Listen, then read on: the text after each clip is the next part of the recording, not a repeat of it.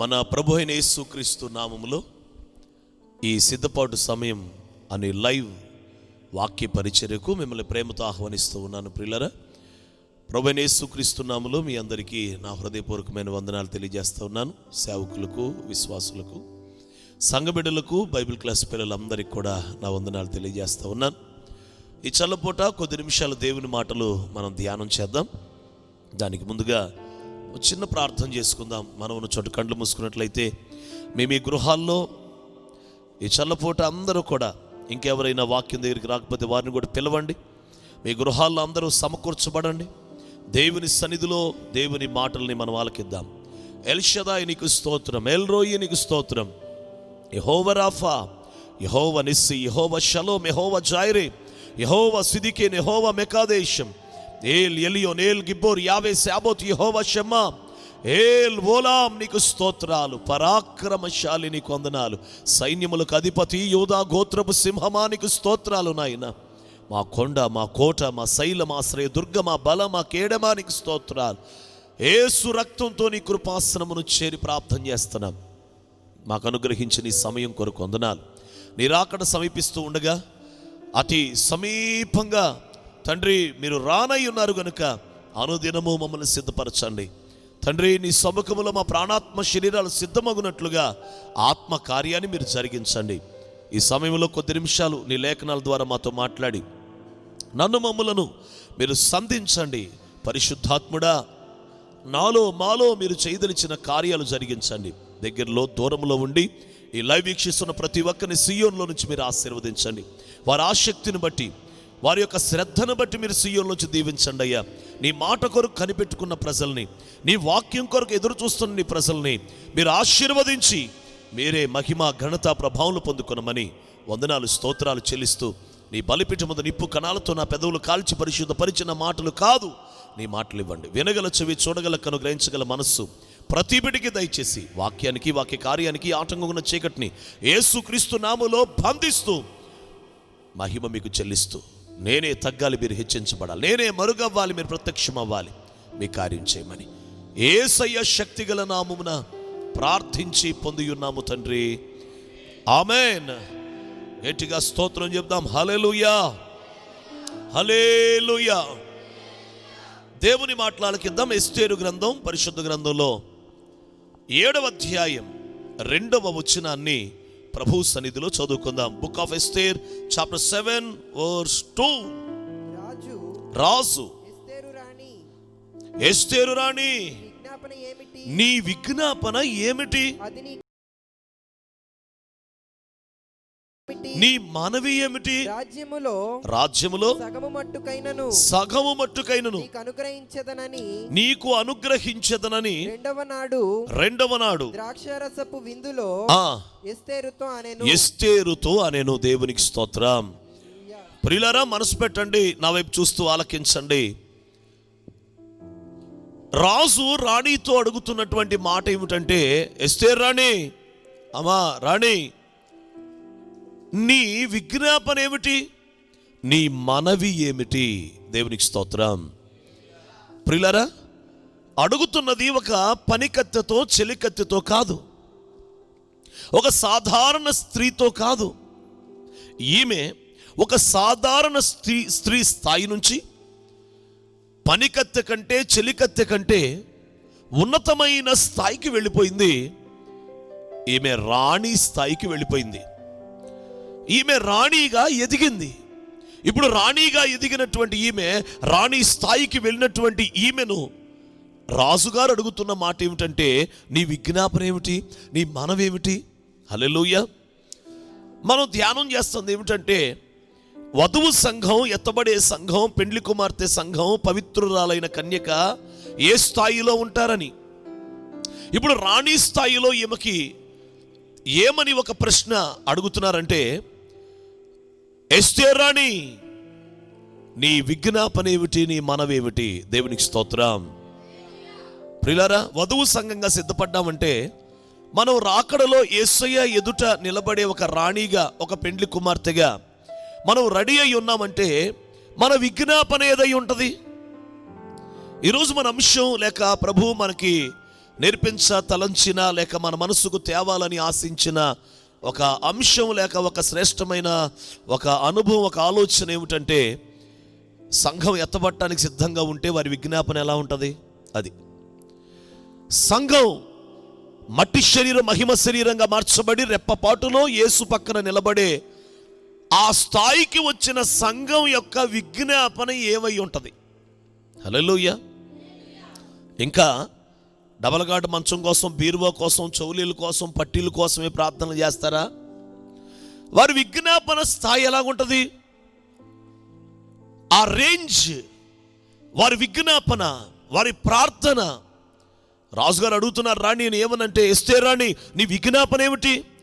మనం ఆధ్యాత్మికంగా ఎదిగామనుకోండి, మనం బాగా బలపరచబడ్డాం అనుకోండి, మనం బాగా ఎదిగాము బలపరచబడ్డాము అంటే మనం ఎదిగినటువంటి స్థాయిలో మన విజ్ఞాపన ఎలా ఉంటుంది? దేవుని సన్నిధిలో విజ్ఞాపన. పౌలు అపోస్తలుడు తిమోతితో చెప్తూ అంటాడు, మీరు తీయక్కర్లేదు కానీ, మీరు మనుషులందరి కొరకును, రాజుల కొరకును, అధికారుల కొరకును మీరు విజ్ఞాపనలను, యాచనలను, ప్రార్థనలను, కృతజ్ఞతాస్తుతులను మీరు ఎడతెగక చెల్లించండి, ప్రార్థించండి అని చెప్పాడు. దేవునికి స్తోత్రం. అంటే క్రొత్త నిబంధన సంఘములో, క్రొత్త నిబంధన సంఘ విశ్వాసి ఖచ్చితంగా విజ్ఞాపనలు చేయాలి, ప్రార్థనలు చేయాలి, కృతజ్ఞతాస్తుతులు చెల్లించాలి, ఈ ఆచరణలు కూడా చేయాలి. మన ప్రభు అయిన యేసుక్రీస్తు వారు భూమి మీద ఉన్నప్పుడు కూడా, ఆయన శరీరధారిగా ఉన్న దినాల్లో ఆయన దేవుని కుమారుడు, పరిపూర్ణుడు, సంపూర్ణుడు, కృపా సత్య సంపూర్ణుడిగా వచ్చాడు. ఆయన కూడా మరి ప్రతి రాత్రి అంట ఆయన ఒలీవల కొండకు, ఏకాంత ప్రదేశానికి, అరణ్య ప్రదేశానికి వెళ్ళి ఏమని ప్రార్థన చేసేవాడంటే, మరణము నుండి రక్షింపగలవానికి ప్రార్థనలు, యాచనలు సమర్పించి భయభక్తులు కలిగి ఉన్నందున ఆయన అంగీకరించబడ్డాడు. అంటే యేసు ప్రభు వారు కూడా చేసింది విజ్ఞాపన. దేవునికి స్తోత్రం. పౌలు అపోస్తలుడు సంఘంతో, తిమోతితో చెప్పిన మాట ఏమిటంటే, మీరు అందరి కొరకు విజ్ఞాపనలు చేయాలి. హల్లెలూయా. అంటే ఇంటర్సెషన్, పిటిషన్స్ అని ఇంగ్లీష్ బైబిల్లో మనం చదువుతాం. కింగ్ జేమ్స్ వర్షన్లో, అలాగే యాంప్లిఫైడ్ వర్షన్లో మనం ఏమని చూస్తామంటే, వాట్ ఈస్ యువర్ పిటిషన్ అని రాజుగారు అడుగుతున్నారు. O queen, what is your petition, what is your request అని ఇంగ్లీష్లో ఈ వాక్య భాగం రాయబడింది. ఓ సూటి అయినటువంటి మాట, మన విజ్ఞాపన ఏదై ఉండాలి? ఓ సూటి అయినటువంటి ప్రశ్న, ఎదిగిన సంఘము యొక్క విజ్ఞాపన ఏదై ఉండాలి? ఏది పడితే చేయొచ్చా? ఒకవేళ ఏదంటే అది చేస్తే మనం ఎత్తబడే సంఘంగా గుర్తించబడతామా? నేను ప్రభు సన్నిధిలో ఎత్తబడతాను, ప్రభు ఎదుటే నిలబడతాను అనే ఒక విశ్వాసం, నిరీక్షణ నీకుంటే నీ విజ్ఞాపన ఏదై ఉంటుంది? అసలు ఏదై ఉంటే మనం పరిపూర్ణమైన సంఘం అని పిలువబడతాం. హల్లెలూయా. మనం సంపూర్ణులము, పరిపూర్ణులము అనటానికి మన విజ్ఞాపన బట్టి అది రుజువు చేయబడుతుంది. మనం ఆధ్యాత్మికంగా ఎదిగామో లేదో మనం చేసే ప్రార్థన ఆ అంశముల బట్టి అది రుజువు చేయబడుతుంది. హల్లెలూయా.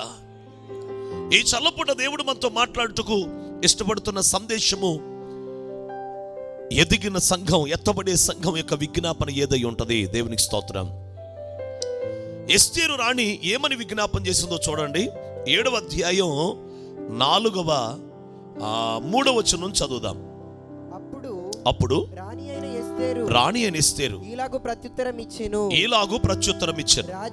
రాజా నీ దృష్టికి నేను దయ పొందిన దాననైన ఎడల రాజువైన తమకు సమ్మతి అయితే నా విజ్ఞాపనమును బట్టి నా ప్రాణం నా మనవిని బట్టి నా జనులను నాకు అనుగ్రహింపబడుదురు గాక సంహరింపబడుటకును హతము చేయబడి నశించుటకును నేనును నా జనులను కూడా అమ్మబడిన వారము మేము దాసులుగాను దాసురాండ్రుగాను అమ్మబడిన ఎడల నేను మౌనముగా ఉందును. ఏలయనగా మా విరోధిని తప్పించుకొనుటకై మేము రాజువగు తమరిని శ్రమపరుచుట యుక్తము కాదు. హల్లెలూయా. ఒక మాటలో చెప్పాలంటే రాణి యొక్క విజ్ఞాపన ఏమిటంటే, నా జనులు హతమైపోబోతున్నారు, నా జనులు శ్రమపరచబడబోతున్నారు, నా జనులు మరణించబోతున్నారు, కాబట్టి నా జనులను నన్ను కాపాడు రాజా. దేవునికి స్తోత్రం కలుగునుగాక. తిన్నగా చెప్పాలి అంటే తన దేశ జనుల కొరకు, తన ప్రజల కొరకైన విజ్ఞాపనే రాణి విజ్ఞాపన. దేవునికి స్తోత్రం. అంటే ఇక రాణి స్థాయికి వెళ్ళిన తర్వాత తమ కొరకు కాదు, ఇతరుల కొరకే విజ్ఞాపన చేసే స్థాయికి వచ్చేస్తారు. ఇతరుల కొరకే మొర్ర పెట్టడమే వారి ధ్యాసగా, ఇతరుల కొరకు అనగా వారి జిల్లాల కొరకు, రాష్ట్రాల కొరకు, దేశాల కొరకు, ప్రపంచం కొరకు ఇతరుల కొరకే మొరపెట్టే స్థాయికి రావడమే వధువు సంఘము యొక్క యోగ్యత. దేవునికి స్తోత్రం. హల్లెలూయా. మన ప్రార్థన పరిపూర్ణమైందని, ప్రార్థనలో సంపూర్ణతకు వచ్చామని, విజ్ఞాపనలో సంపూర్ణతకు వచ్చామని, ఎత్తబడే సంఘముగా మనం రెడీగా ఉన్నామని ఎలాగో తెలియపరచబడుతుందంటే మన విజ్ఞాపన ఇక మన కొరకైంది ఉండదు. మన విజ్ఞాపన ఇతరుల క్షేమం, ఇతరుల రక్షణ, ఇతరుల విడుదల, ఇతరుల యొక్క విమోచన.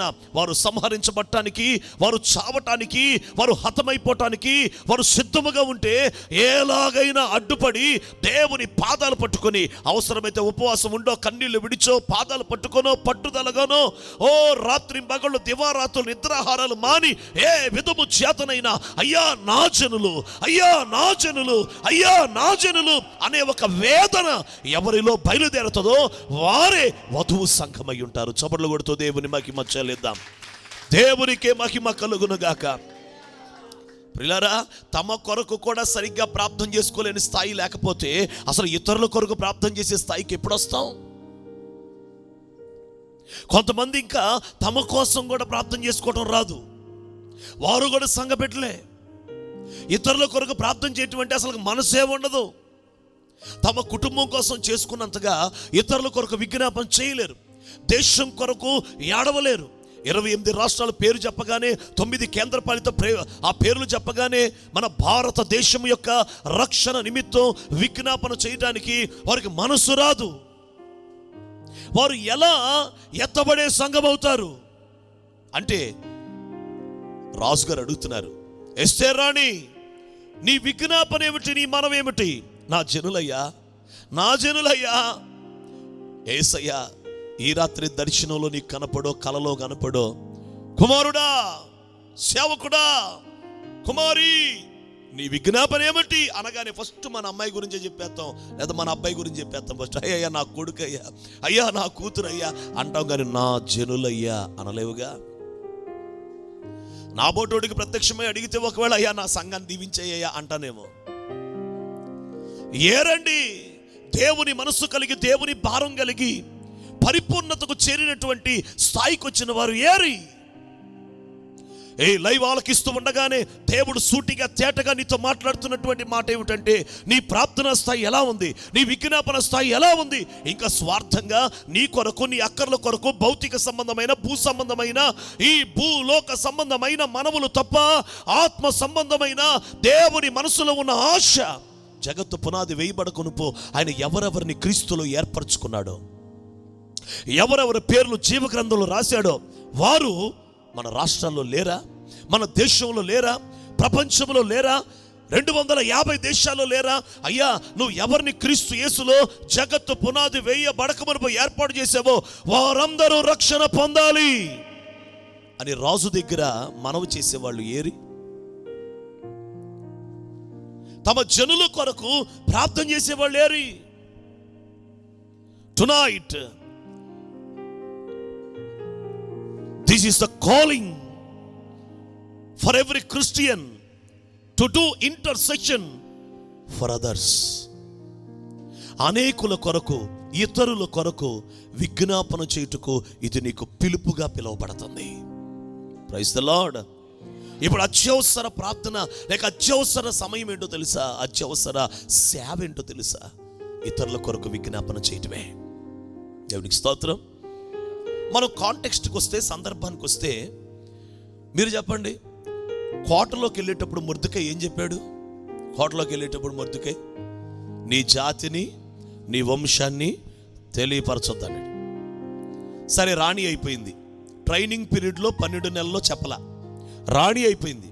రాణి అయిన తర్వాత కూడా చెప్పలా. మొర్దెకై పోషణ కాలమందు ఎలాగ లోబడుతుందో అలాగే రాణి అయిన తర్వాత కూడా ఆ మొర్దెకైకి లోబడుతూ జాతినైన వంశమునైనా తెలియపరచల. ఇప్పుడు ఆలకించ. సడన్గా జరగరాని కార్యం జరిగింది. అది యూదుల మీద మరణ శాసనం. యూదుల మీద మరణం. మీకు సంగతి తెలుసా? మన తెలుగు రాష్ట్రాల మీద కూడా క్రైస్తవ వ్యతిరేక పరిస్థితులు ఒక మేఘంలాగా, కారు మేఘాల్లాగా కమ్ముకుంటున్నాయి అనే విషయాన్ని మీరు గమనానికి తెచ్చుకోవాలని ప్రభు పేరిట నేను మనవి చేస్తున్నాను. యూదుల మీద మరణ శాసనం, క్రైస్తవుల మీద మరణ శాసనం. ఇది వినబడగానే, చదవగానే, వార్తల్లో వినగానే మన విజ్ఞాపన ఏదై ఉండాలి, మన ప్రార్థన ఏదై ఉండాలి. ఏ మొర్దెకై చెప్పొద్దన్నాడో ఇప్పుడు ఆ మొర్దెకై ఏమంటున్నాడు తెలుసా? చదవండి. 4వ అధ్యాయం 8వ వచనం, చాప్టర్ 4:8. వారిని సంహరించుటకై శోషణలో ఇయ్యబడిన ఆజ్ఞ ప్రతిని ఎస్తేరునకు చూపి తెలుపమనియు ఆమె తన జనుల విషయమై రాజును వేడుకొని అతని సముఖమందు విన్నపము చేయుటకై అతని యొద్దకు పోవలెనని చెప్పుమనియు దాని అతనికి ఇచ్చెను. చాలు. ఆమె తన జనుల విషయమై రాజును వేడుకోవాలి. ఆమె తన జనుల విషయమై రాజును వేడుకోవాలి. హల్లెలూయా. ప్రియులారా గమనించండి. నీ జాతిని, వంశాన్ని చెప్పొద్దన్నాడు మొర్దెకై. కానీ సమయం, సందర్భం వచ్చినప్పుడు నీ జనుల విషయమై నువ్వు వెళ్ళి వేడుకోవాలన్నాడు. అంటే ఇప్పుడు ఏం చెప్పేసేయాలి? తన జాతి చెప్పేయాలి, తన వంశం చెప్పేయాలి. ఈ దేశంలో ఉన్న వాళ్ళు ఎవరో కాదు, ఆ చెదరిపోయినటువంటి బానిసలందరూ నా జనులు అని చెప్పేయాలి. మొన్నటిదాకేమో చెప్పొద్దన్నాడు, ఇప్పుడేమో చెప్పమన్నాడు. అవును, చెప్పొద్దన్నప్పుడు చెప్పకూడదు, చెప్పమన్నప్పుడు చెప్పాలి. చెప్పొద్దన్నప్పుడు చెప్పకుండా ఉండి చెప్పమన్నప్పుడు నువ్వేగా చెప్పొద్దన్నావు, మళ్ళీ ఎందుకు చెప్పమన్నావు అని అడగకూడదు. అడిగితే నువ్వు ఎదిగినట్టు కాదు. చెప్పమన్నప్పుడు, చెప్పొద్దు అన్నప్పుడు చెప్పకూడదు.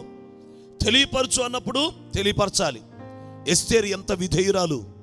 హల్లెలూయా. ఆమె అంటది, అయ్యా రాజుగారు ఆజ్ఞ లేకుండా వెళ్ళకూడదు.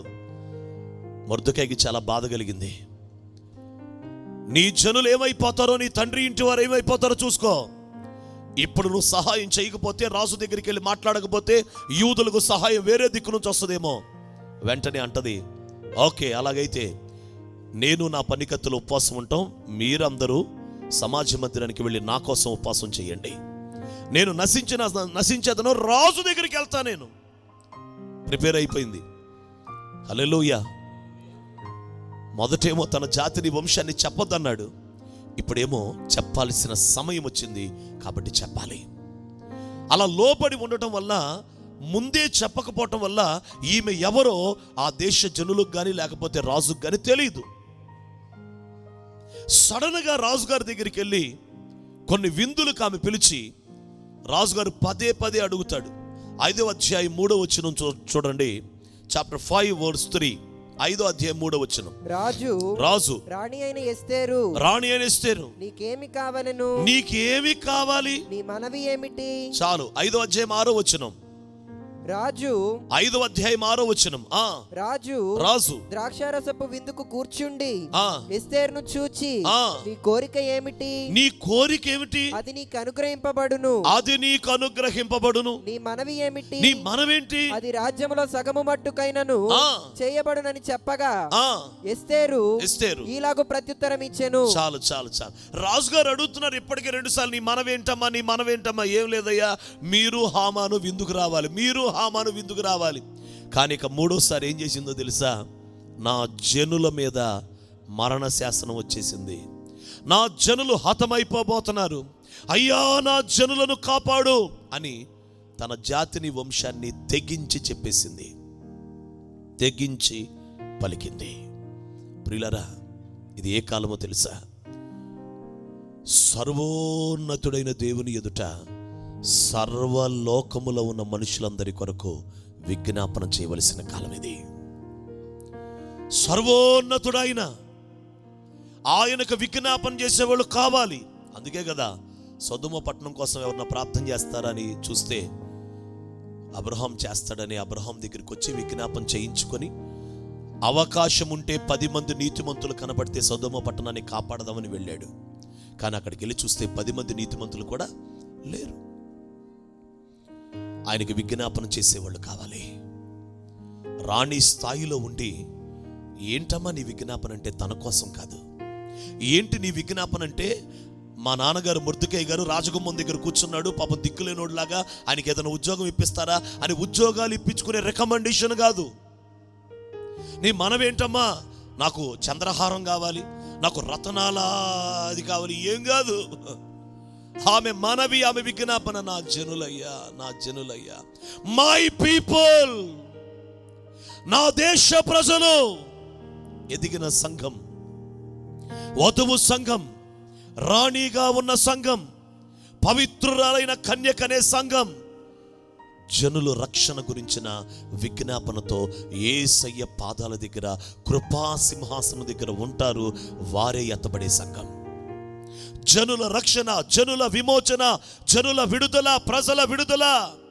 గ్రామ స్థాయి నుంచి అడ్డుపడిపోయి విజ్ఞాపన చేసేవాళ్ళు, జిల్లా, మండలం, రాష్ట్రం, దేశం, ప్రపంచం, ఖండములు, విజ్ఞాపన, వారే ఎత్తబడే సంఘం. దేవునికి స్తోత్రం. Praise the Lord. మీరు చెప్పండి, రాజు స్థాయిలో ఉన్నటువంటి ఒక ముగ్గురు ప్రధానుల్లో ఒక ప్రధానిగా ఉన్నటువంటి దానియేలు సింహాసనం మీద కూర్చొని కూడా ఎవరి కోసం ప్రార్థన చేస్తున్నాడు? 3 సార్లు దినమునకు యెరూషలేము కొరకు అతడు విజ్ఞాపన చేస్తున్నాడు. అయ్యా, యెరూషలేములో ప్రజలు మరణించారు, అది పాడు దెబ్బ అయిపోయిందయ్యా. యెరూషలేము ప్రజలు ఈ బబులోను సామ్రాజ్యంలో బానిసలుగా ఉన్నారు. మందిరం కట్టాలి, ప్రాకారం కట్టాలి, జనులందరూ విమోచించబడాలి, మరలా దేశానికి వెళ్ళాలి. ఇది దానియేలు విజ్ఞాపన.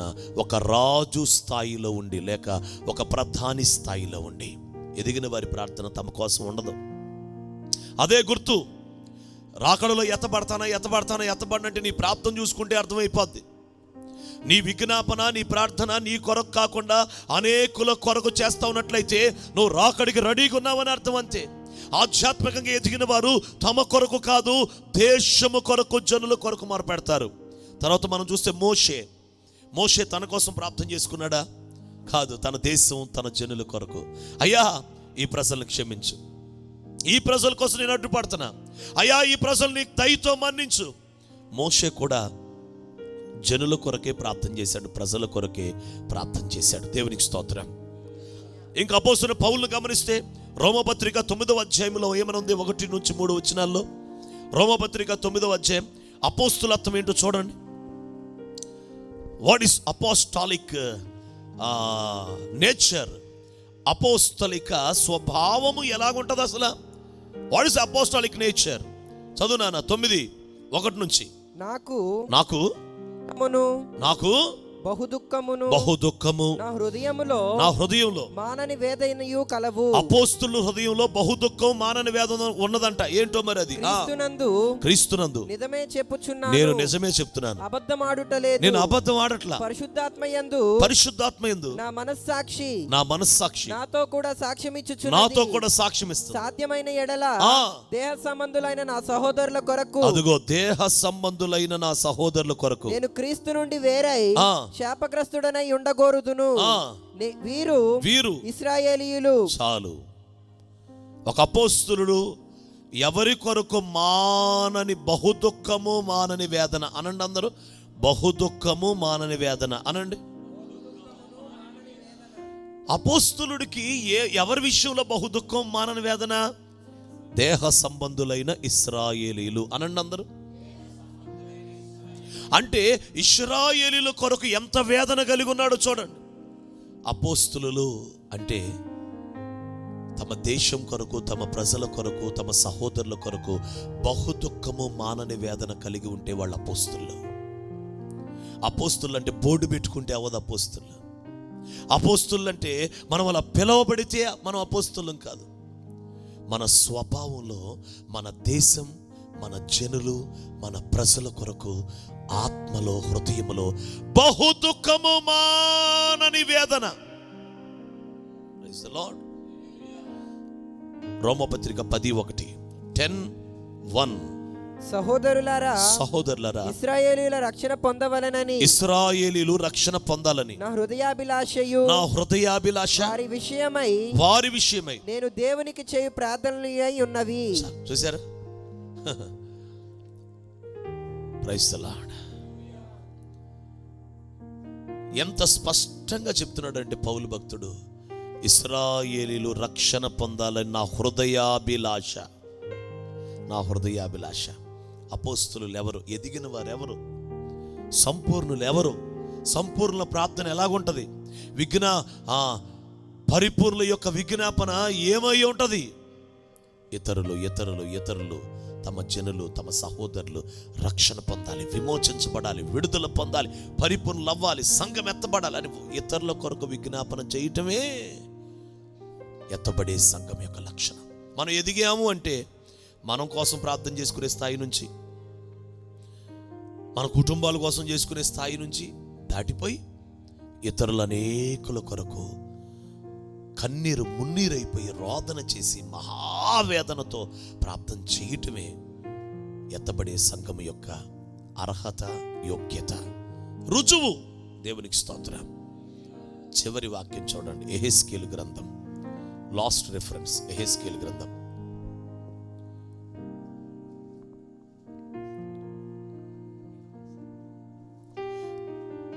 తొమ్మిదవ అధ్యాయం 4వ వచనం.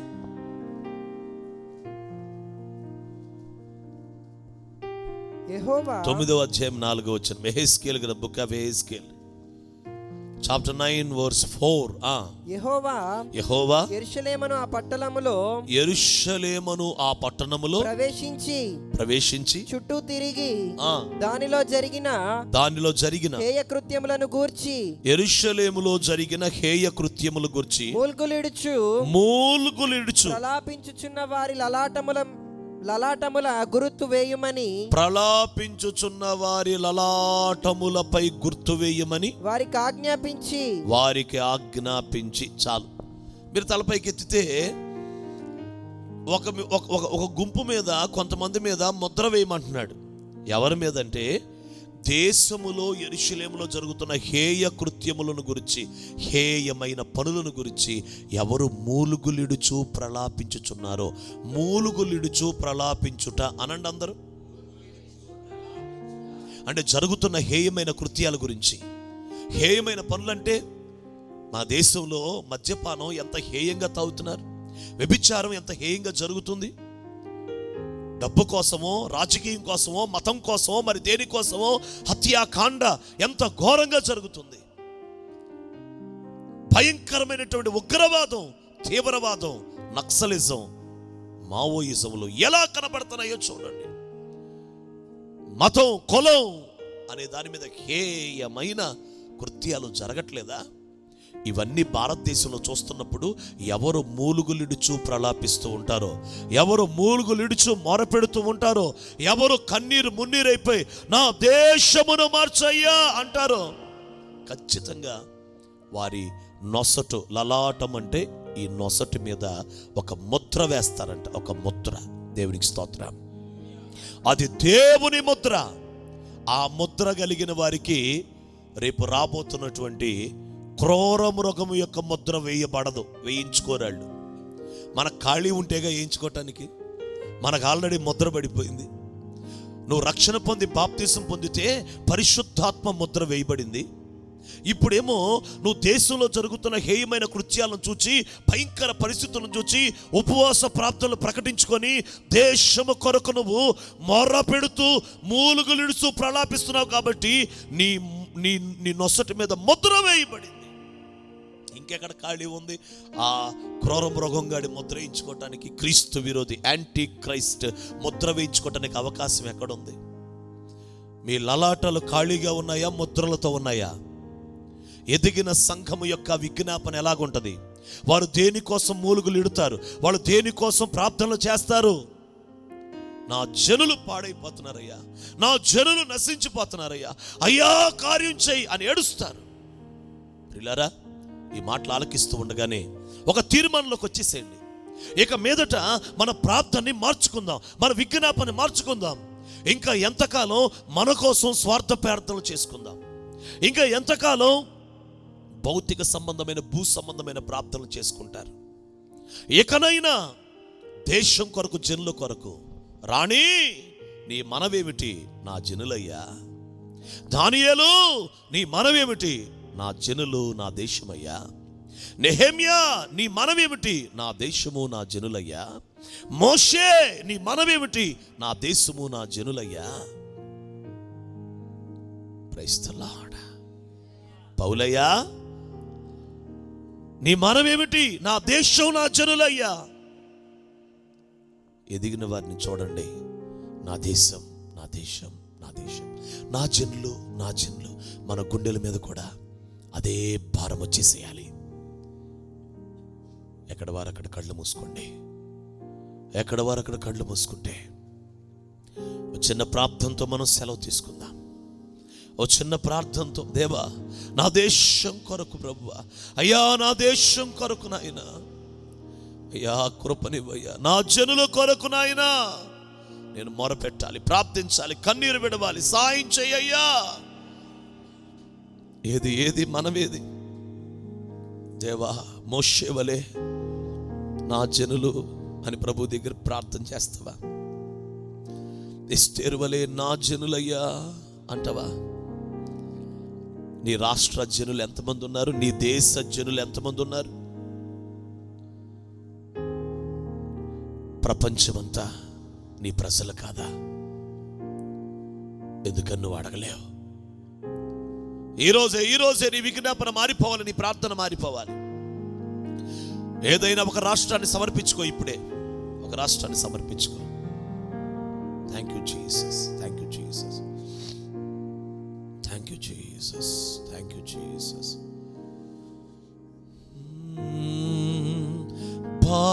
భారతదేశమును నా భారముగా నా హృదిపై ధరింతును. భారతదేశమును నా భారముగా నా హృదిపై ధరింతును. విజ్ఞాపన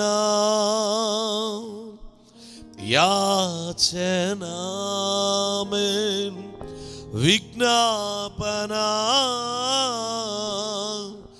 యాచన నా ప్రజలకై చేసేదను, నా ప్రజలకై చేసేదను.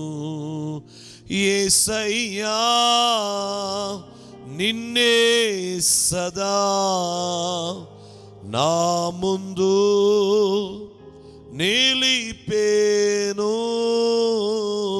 యేసయ్యా అందరూ నిన్నే. ఈ రోజు నుంచి నా దేశం కొరకు ప్రార్థన చేస్తాను, నా జనుల కోసం ప్రార్థన చేస్తానని ఓ తీర్మానం చేయి తమ్ముడు.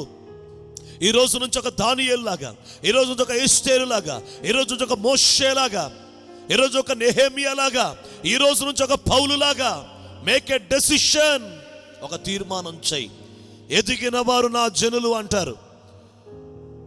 పెండ్లి కుమార్తె సంఘం నా జనులు, నా దేశం, నా ప్రజలు మారాలి అంటారు. నువ్వేమంటున్నావు ఆలోచించుకో. నీ విజ్ఞాపన ఇంకా ఏ లెవెల్లో ఉందో ఆలోచించుకో. ఈరోజే ఆ భారము ఈ మాటలు వింటూ ఉండగానే పోయబడునుగాక. నీ మూలంగా దేశంలో కదలికలు రావాలి, నీ మూలంగా దేశంలో రక్షణ కార్యాలు జరగాలి. 28 రాష్ట్రాల్లో కార్యాలు మొదలవ్వాలి, 9 కేంద్రపాలిత ప్రాంతాల్లో కార్యాలు మొదలవ్వాలి, 250 దేశాల్లో కార్యాలు జరగాలి.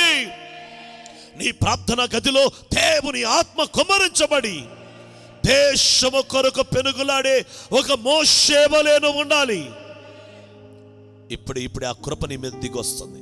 సర్వశక్తి గల తండ్రి, ఈ మాటలను ఫలింపజేసి దేశం కొరకు మొరపెట్టే స్థాయిలో నా జనులు అని నీ పాదాల దగ్గర పదే పదే పదే పదే మొరపెట్టి రాకడలో ఎత్తబడే సంఘముగా మమ్మల్ని మీరు ఉంచమని, మమ్మల్ని సిద్ధపరచమని, ఈ మాటలు ఆలకించిన బైబిల్ క్లాస్ పిల్లల్ని, ఈ మాటలు ఆలకించిన లైవ్ వీక్షించిన సంఘ బిడ్డలు, విశ్వాసులు, దగ్గరలో దూరంలో ఉన్న ప్రియులు, సేవకులను ఆశీర్వదించమని, మరలా నీ సన్నిధిలో మరలా మేము కలుసుకునే వరకు మీ ఆత్మను మాకు తోడయించమని యేసయ్య నామమున అడిగి పొంది ఉన్నాము తండ్రి, ఆమెన్. పరమ తండ్రి దేవుని ప్రేమ, యేసయ్య కృపా, పరిశుద్ధాత్మని అన్యోన్య సహవాసం నా జనులు అని విజ్ఞాపన చేస్తూ రాకడలో యేసయ్య పక్కన వధువు సంఘంగా నిలబడుటకు కృపనిచ్చి నడిపించునుగాక. Amen, amen, amen.